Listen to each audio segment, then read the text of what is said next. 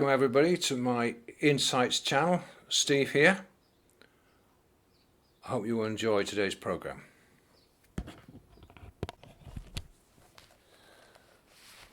Okay, so this is taken from chapter 51 from my new book, Out of the Bottomless Pit, book 2. There's a short story here about fairies. For those who don't believe in fairies, well, believe it or not, I've seen fairies. So has my wife. It's amazing how that often people don't see things until you get in extreme circumstances, whether you see angels or fairies or other things. Anyway, this is called Fairies, Will-o'-the-Wisp, chapter 51 from my book, Out of the Bottomless Pit 2. My wife and I have seen what might have been what is called Will-o'-the-Wisp, or small fairies, dancing fairies, light fairies upon occasion, including inside our houses. It's happened in 2 of our houses. Well, in doing research, and what am I talking about? I'm talking about you're in the living room, right? Like I am now. And all of a sudden you see this little light dancing along the wall and over the radiator, or in another case in the kitchen, dancing around, happily dancing around, buzzing around with light. And I noticed it one time when it was getting pretty dark in the day. It was end of the day, so no, it was real. We've seen it one time in one house in our kitchen, another time in another house in our bedroom. But I'll get back to the book now to tell the story. So my wife and I have seen what might have been what is called a will-o'-the-wisp, or small fairies upon occasion. Well, in doing research, I'm surprised to find that most of the mention of fairies and will-o'-the-wisps tend to mention the word mischievous.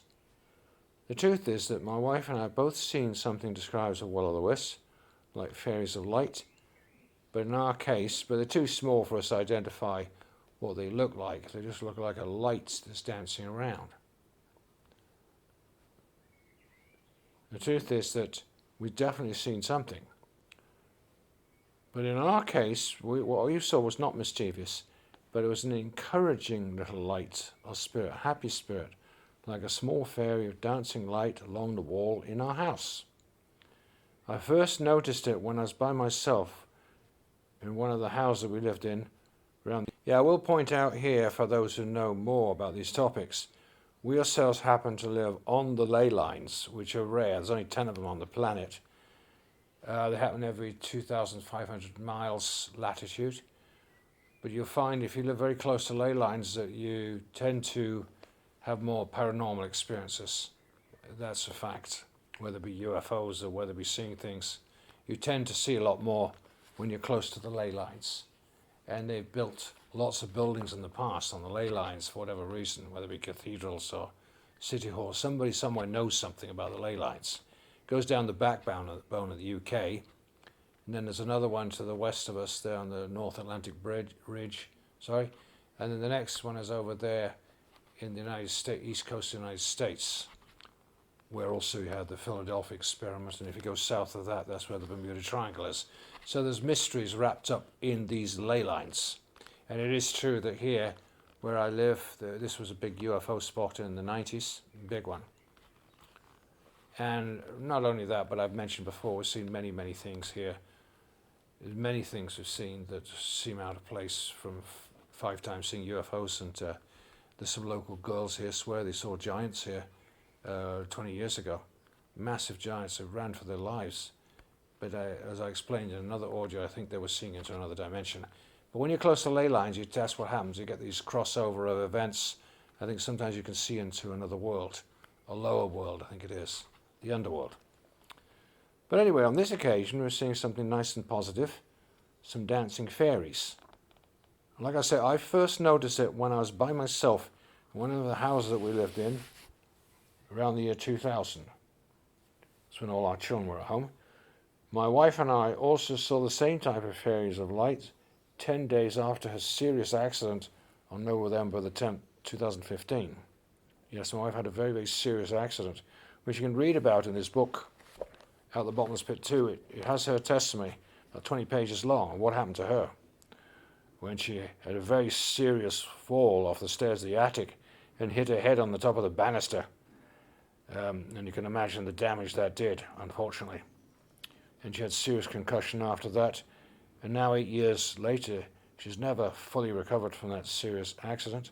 Although we have had lots of people pray for her, we continue to pray for her. She's getting better, slowly but surely.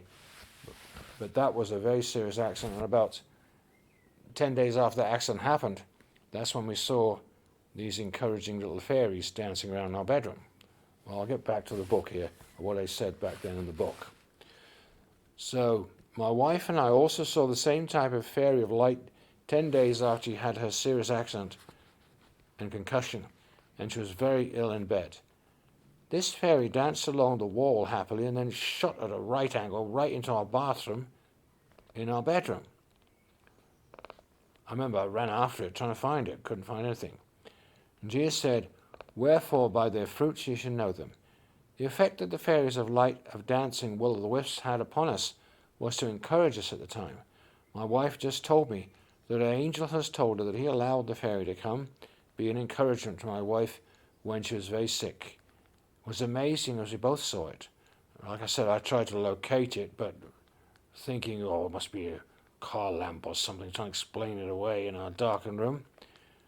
I tried to explain it away at the time, and then the happy little dancing light disappeared at a right angle right into our bathroom, which is impossible. And if that was just a reflected light, it wouldn't happen. But anyway, you still can't explain that this light's dancing up and down, dancing along happily, then shoots off at a right angle into the bathroom. How to explain that? Well, I followed it, was gone. I have discovered that the house that we lived in the year 2000 was exactly to the north of us, on the other side of the hills, and therefore also on the same ley lines. Maybe that has nothing to do with the fact that I saw the will-o'-the-wisp from the outhouse, but then who knows? It was a fun experience, and it is the first time that I've heard of people seeing small fairies dance around inside their houses. I think that in doing research, most things about fairies or something mischievous, nothing good. But that does not mean that fairies don't exist. They do exist, because my wife and I have both seen them in broad daylight on several occasions. And no, they were not bad spirits or demons, but they were sweet, comforting spirits at the time when my wife was deathly ill. Why is it that so many people dismiss what they simply can't understand? Question mark. This dimension in which we live is surrounded by other dimensions, yes, both higher and lower, and peoples and beings and creatures, some known and some others unknown. And this explains so much of so-called myth and folklore. Someone somewhere has seen the fairies and pixies and the will-o'-the-wisps and hundreds of different creatures. I'll say, however, as having studied the book of Enoch at length, see my book Enoch Insights, that it is possible that some of the negative creatures mentioned by others as either being mischievous or even very dangerous could be traced back to the fallen angels and the giants and their progeny. The most dangerous trait of the fallen angels is that they are shapeshifters. Another thing is that they created other creatures by mingling with the DNA of all kinds of animals, birds, fish, even insects. This being the case, there could be thousands of different hybrid-like creatures somewhere. Whether in this dimension or in lower dimensions where the giants were trapped at the time of the flood, or some in the sea or in the deep caverns of the earth, there are so many possibilities when you realize what happened before the Great Flood. You see Genesis 6. The interesting things that there are also good protective spirits and beings that can also come in many forms. Yes, like I've testified that I've seen angels, and I've had angels, even drove in a car with an angel back in the 70s. That was unbelievable. But I've related that before, an incredible experience. I think that both C.S. Lewis and R. Tolkien got the right ideas in their books of the Chronicles of Narnia and Lord of the Rings, respectively. You know, centaurs and dryads, mermaids, giants, nymphs and minotaurs, harpies and many others, as well as fairies and pixies and trolls. Also sirens, which are a very dangerous type of mermaid creature that are mentioned in the Book of Enoch. Well, as you can see, that was just a very short chapter, that one, on the fairies we saw many years ago.